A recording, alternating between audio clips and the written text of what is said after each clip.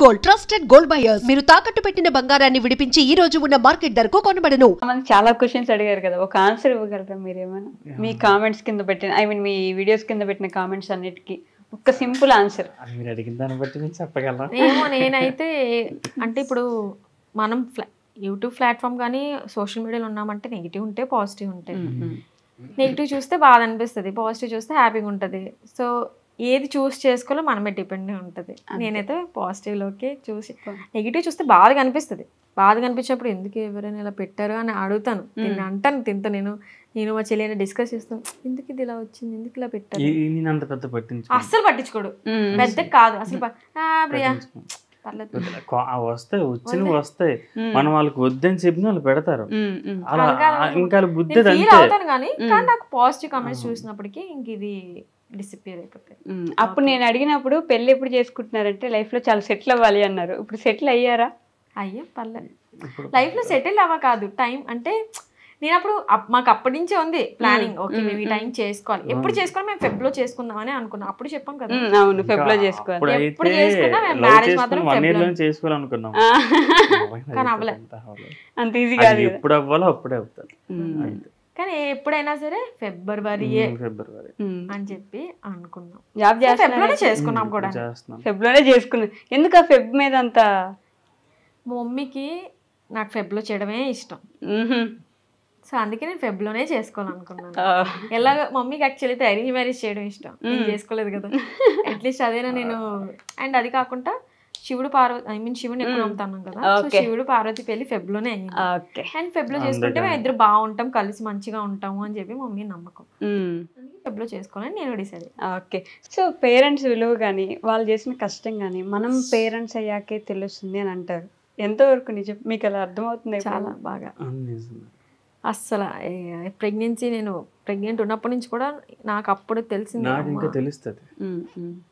నాకు ఇంకా తెలుస్తుంది, నెక్స్ట్ ఇన్ ఫ్యూచర్ మీకు తెలుస్తుంది. యాక్చువల్లీ అప్పుడు కూడా నీకు తెలియాలి ఇంకా, ఎందుకంటే నేను అన్ని పెయిన్స్ భరించానంటే.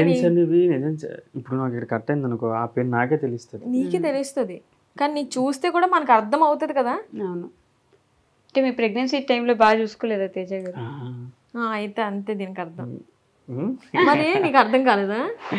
ఎలా అర్థమే చేయాలి అంటే అర్థమైనంత ఈజీ కాదు కదా మనం అది భరించడం. అంతే.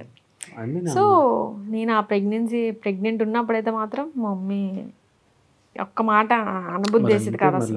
లేడీస్కి బాగా తెలుసు. నాకైనా నార్మల్గా మమ్మీ అంటే చాలా ఇష్టం. అందులో ఆ టైంలో అయితే మమ్మీ నాకు నేను ప్రెగ్నెంట్ ఉన్నప్పుడు నన్ను చాలా బాగా కేరింగ్గా ఇంకా అన్నీ చూసుకున్నదని మా మమ్మీ. తేజ చూసుకున్నారు, మా చెల్లి అందరూ చూసుకున్నారు. కానీ అంటే మా మమ్మీ ముందు నుంచి కూడా నన్ను ఎక్కువ ఇబ్బంది పెట్టడం కానీ, లైక్ అందరిలా ఏది కాకుండా చెప్పకుండానే అర్థం చేసుకున్నట్టు. అదే నేను ప్రెగ్నెంట్ ఉన్నప్పుడు కూడా ఏదైనా గొడవలాగా ఏ వచ్చినా సరే వద్దు ప్రియా అంటే, నేను ప్రెగ్నెంట్ ఉన్నాను కాబట్టి మమ్మీ ఎక్కువ ఇబ్బందిగా అంటే నన్ను తిట్టడం అలాంటి ఏది లేదు, చాలా సాఫ్ట్గా చూసుకుంది మమ్మీ నన్ను. ఆ కేరింగ్ వేరే అసలు మమ్మీది అయితే. తేజ ఎలా చూసుకున్నారు? తేజ బాగానే చూసుకున్నాను. ఇప్పుడు మదర్కి నా హస్బెండ్కి కంపేర్ చేయకూడదు, ఏది కంపేర్ చేయకూడదు. ప్రియా మదర్ చూసుకుంది వేరు, ప్రియా చూసుకుంది వేరు, ఇంకా హస్బెండ్ కన్నా. కానీ అలా ఏమి ఉండదు. చాలా మందికి మదర్ లేకపోతే హస్బెండే మదర్లా చూసుకుంటారు. అవునా కదా? అవును, కానీ మదర్ పొజిషన్ అయితే ఎవరికి ఇవ్వలేరు. నేను అది మాట్లాడు, అది ఎవరు తీసుకోలేరు. మరి అదే ఇవ్వలేం కాదు, తీసుకొని అది ఉండాలి. ఈ పోస్ట్ పార్టం డిప్రెషన్ ఏమైనా ఉందా మీకు? అంటుంటారు కదా అందరూ, ఉందా? ఫీల్ అవుతున్నారా?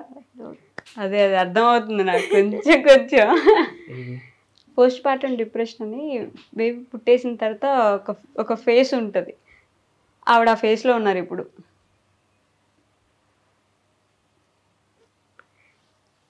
గొడవలు ఆడదాం నీకు తెలీదా? ఊరికే కోపం తెచ్చేసుకోవడం, గొడవలు ఆడడం, ఏడవాలనిపించేయడం, ఏదో ఒకటి ఆలోచిస్తూ ఉండడం, అదే ఆ ఫేస్ ని పోస్ట్ పార్టం డిప్రెషన్ అంటారు. పేరు తెలియదు తేజ. అవన్నీ తెలుసు కదా, అవన్నీ గమనించుంటారు కదా ఈ గ్యాప్ లో. నేనైతే కొన్ని మర్చిపోయేదాన్ని, ఇప్పుడే మర్చిపోయేదాన్ని. అదే అదే తిట్టేసి మధ్య ఉంది. దాన్నే పోస్ట్ పార్టం డిప్రెషన్ అంటారు. దాంట్లో ఇంకా బాగా చూసుకోవాలి మీరు. ఊరికూరికే ఏడబుద్ది అయింది, ఊరికూరికే. నేను చాలా మందిని చూసాను, ఆవిడ ఆ ఫేస్ లో ఉందని నాకు అర్థమైంది. లేదా అంటే నేను ఏడిపించడమే తప్ప. మీరు ఏడిపించారా? అంటే ఊరుకూరుకుని గొడవ పడేసేది. అంటే అప్పుడు ఆ పేరెంట్స్ మనకు తెలియదు కదా, దాంతో నేను గొడవ పడేసేవాడిని. అప్పుడు ఏడ్చేది. అప్పుడు ఏడ్చేసే వాళ్ళ. ఇప్పుడు అర్థం చేసుకుంటున్నారు. పర్లేదులే, నిదానంగా ఒక్కొక్కటి అర్థం చేసుకుంటారు. ఇద్దరికి కొత్తే కదా ఈ ఎక్స్పీరియన్స్. సో అంతే, అలా అలా అలా అలా అలా అలా అలా వెళ్తూ ఉంటారు, అన్ని జరుగుతూ ఉంటాయి. 6 సంవత్సరాలు జరిగింది. ఒకటి నేను డెలివరీ అయిన 3 days వరకు అసలు పడుకోలేదు. అసలు నాకు నిద్ర రాలేదు. ఓకే, షాక్ లో ఉండేదాన్ని. డెలివరీ అయిపోయి బయటకు వచ్చిన తర్వాత హాస్పిటల్ రెస్ట్ తీసుకుంటారు. రెస్ట్ పడుకోదు. ఆ 3 రోజులు కూడా పడుకోలేదు. దాని తర్వాత బాబుకి బాగుంది, మళ్ళీ హాస్పిటల్ అప్పుడు కూడా పడుకోలేదు. ఓకే, అప్పుడు ఇంక పడుకుందామని పడుకోవడం కాదు, నిద్ర రావట్లేదు అంటది. ఏమనంటే టెన్షన్ కి నిద్ర నిద్ర ఎలా వస్తుంది? నాకు నిద్ర రాదు అసలు, నేను అలా ఉండలేను. సో నాకు చాలా భయం. ఆ ఫస్ట్ 3 days నేను షాక్ లో ఉన్నాను. ఓకే, నేనే డెలివరీ అయ్యింది అండ్ బేబీ వచ్చారు నాకేనా అన్న నేను షాక్ లో ఉండేదాన్ని. ఆ 3 days అసలు నేను నమ్మలేకపోయాను నన్ను నేనే. నేనే కన్నాను, నాకే అయింది ఇదంతా. మనకి ఒక ఎగ్జాక్ట్ డేట్ తెలుసు అనుకోండి, ఓకే ఈ డేట్కి అవుతుంది అని మనకు ఒకటి మైండ్ లో ఉంటది. ఒకటి మనకు ముందు అయిన తర్వాత అందులోని ఐ మీన్ ఎక్స్పెక్ట్ చేయకుండా అవుతుంది. దాని తర్వాత నేను అసలు అది ఏమంటారు, ఎలా అంత సడన్ గా నేనే ముందుగా అవ్వకపోయి ఉంటే నేను ఆ టైం చాలా పానిక్ అయిపోయేదాన్ని. అమ్మో డేట్ వస్తుంది నాకు ముందుగానే, నేను తేజ డేట్ వచ్చేస్తుంది, తేజ నాకు భయం వేస్తుంది, తేజ నాకు భయం, అసలు ఎలా ముందంతాని అమ్మో ఎలాగా అనిపించింది. డేట్ వస్తున్నప్పటికీ ఓకే అయిపోవాలే, కానీ ఎలా అయిపోవాలనిపించింది. అంటే వెయిట్ అదంతా మొయ్యాలంటే కష్టమే పోయి. సో ముందు ఫాస్ట్గా పెట్టుకొచ్చేస్తే బాగుంది అనుకునేదాన్ని మనసులో. అందుకని బయట చెప్తే ఒప్పుకోరు కదా, ఏం కాదు అలా అనకూడదు అని అనేవారు. సో నేను ఏది తొందరగా బయటికి చెప్పను. సర్లే ఓకే తొందరగా వచ్చేస్తే బాగుంది అనుకున్నాను, కానీ ఇంకా ముందే వచ్చేసి బాగానే. ప్రియాంక ఎలా ఉంది? మర్చిపోయి అడగడం. హెల్త్ ఓకేనా? సెట్ అవుతుందా? చాలా బాగుంది, సెట్ అయిపోయింది మొత్తానికి.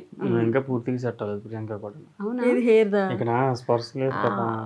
ఇక్కడ ఒక నర్వ్ అనేది కట్ అయిపోయింది. సో తనకి ఇంకా అక్కడ స్పర్స్ అనేది ఉండదు ఇక్కడ హెడ్ దగ్గర.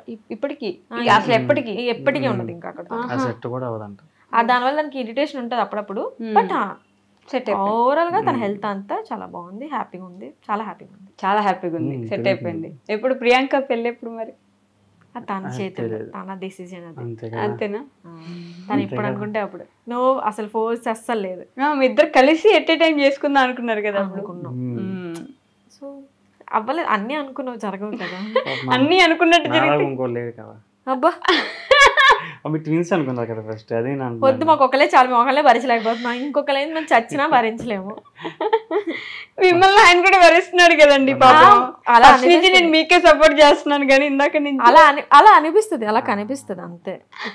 ఒకసారి ఎవరిని భరిస్తారు ఒకటే ఉండాలి, ఇంకోటి ఉంటే చూసాను తనే చెప్పుకున్నాడు ఇండైరెక్ట్ గా అయినా సరే. మరి ఎవరన్నా నీలాగా ఒకలే ఉండాలి, నాలో ఒకలేరే, మేమిద్దరు ఉన్నాం. ఇద్దరు గొడవలు ఆడే విధానం ఏదైనా మేము ఇద్దరే కదా ఉన్నాం, మేము ఇద్దరేనా ఉన్నాం. అవునవును, ఇద్దరే ఉన్నారు. ట్విన్స్ ప్రకారంగా చెప్తారు. సో తను పెళ్ళి పిల్లలు ఇదంతా ఈజీ కాదు. సో తనైతే టైం తీసుకుంటే బెస్ట్. మా చెల్లి తీసుకుంటే బెస్ట్. ఇప్పుడు మీ ఎక్స్పీరియన్స్ ప్రకారం లైఫ్ ని ఇంకా కొంచెం బాగా ఎంజాయ్ చేయాలి, బాగా ఎంజాయ్ చేయాలి. ఇప్పుడు మా చెల్లి మొత్తం బాగా ఎంజాయ్ చేసింది అనుకోండి, ఇప్పుడు నాది ఈ మూమెంట్స్ అని నేను స్పెండ్ చేసేస్తాను. ఇప్పుడు మా చెల్లి పెళ్లి చేసుకునే టైంకి నేను బాగా ఎంజాయ్ చేస్తాను. అప్పుడు నా పిల్లలు అది పిల్లలు కంటే నా పిల్లలు కూడా దానికి ఇచ్చేసి నేను ఎంజాయ్ చేసుకుంటాను. అందుకే ఇప్పుడు దాన్ని చేసేస్తే బెస్ట్. అప్పుడు తర్వాత ఇద్దరు ఈక్వల్ వచ్చేసి అప్పుడు మేము ఇద్దరు కలిసి కూడా ఎంజాయ్ చేస్తాం. అదే మరి ఎంజాయ్ అంటే తిరగాలి, తినాలి, అన్నీ వస్తాయి. మీరు ఇంకా ఎగ్జామ్స్ రాస్తున్నారు, ఇంకా చదువుకుంటున్నారు. అప్పుడు ఎప్పుడు ఎంబీఏ అయిపోయింది అన్నారు, ఇంకా అవ్వలేదు. అప్పుడు ఇంకా ఎంబీఏకి వెళ్తున్నాము, డిగ్రీ ఫైనల్ ఇయర్ కదా. నాకు గుర్తులేదు అప్పుడు కోసం. నాకు గుర్తులేదు కానీ లాస్ట్ డిగ్రీ యాక్సిడెంట్ అవ్వకముందు ఎగ్జామ్స్ రాసాం కదా. ఏది యాక్సిడెంట్ అప్పుడే మీరు ప్రెగ్నెంట్ గా ఉన్నారు ఎగ్జామ్స్ రాసే టైంకి. అది కానీ యాక్సిడెంట్ అవ్వలేదు నాకు, యాక్సిడెంట్ అవ్వలేదు అప్పుడే ఫైనల్. అవి ఫైనల్. ఇప్పుడు ఏంటి జాబులు చేస్తున్నారు అసలు ఇంతకి? జాబ్ లేదు. ఇద్దరు? నేను చేస్తాను.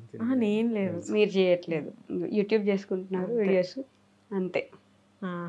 చాలు. నాకైనా బయట వెళ్ళి చేయాలని నాకు భయం. చేశాను యాక్చువల్లీ పెళ్ళికి ముందు, జస్ట్ జాయిన్ అయ్యలేదు, పెళ్లి డేట్ తీసేశారు, ఆపేసారా జాబ్? ఇంక ఎందుకంటే యాక్చువల్లీ మరి ఇన్లాస్ ఇంటికి వెళ్ళిపోతాము అనుకున్నాం. సో అంత లాంగ్ నుంచి మళ్ళీ ఇంత లాంగ్కి ట్రావెల్ చేయలేను అని చెప్పేసి ఆగిపోయాను. అందట్టు అప్పుడు కూడా నాకు ఎగ్జామ్స్ ఉండేవి. సో ఎగ్జామ్స్కి లీవ్ ఇవ్వడం కూడా అవ్వదు అన్నది. ఆ ఎగ్జామ్స్కి అవ్వదంటే నాకు పెళ్ళి ఉంది. నైట్ అంటే నైట్ టైమ్ ఆ టైమింగ్స్. సో హెల్త్ ఇంకా పాడైపోతుంది, వెడ్డింగ్ ముందు హెల్త్ పాడైపోతుంది అని చెప్పి మమ్మీలో ఇంట్లో ఎవరు వద్దని సార్. సెకండ్ షిఫ్ట్ ఆఫ్టర్నూన్ 2కి వెళ్ళి నైట్ 11 వరకు ఉండేవాళ్ళు. కాదు, ఎర్లీ మార్నింగ్ 2. వామ్మో, ఎర్లీ మార్నింగ్ 2కి వెళ్ళేవాళ్ళ? మార్నింగ్ వచ్చింది ఆఫ్టర్నూన్. Okay okay okay. ఇంకా ఆ షిఫ్ట్ అయితే మరి ఎలాగైనా వద్దని వస్తారు. నాకు ఆ షిఫ్ట్ కావాలనుకున్నాను, ఎందుకంటే నేను నైట్ పడుకోను. బాడీ రిలాక్స్ అవ్వాలంటే అదే టైం. అదేలే, నేను నిద్రలు అసలు నైట్ టైం అసలు పడుకొని మార్నింగ్ అంతా పడుకొని ఉంటాను. అదైతే నాకు ఓకే ఈ జాబ్ నాకు చాలా ఇష్టం చెప్పి చేశాను. కానీ ఇంక మా ఇంట్లో వద్దు అండ్ దట్టు ఇంకా అక్కడ ఉంటే లాంగ్ అయిపోతుంది ట్రావెల్ చేయడానికి, వెడ్డింగ్ కి కూడా లీవ్స్ ఎక్కువ ఉండవు కదా. ఓకే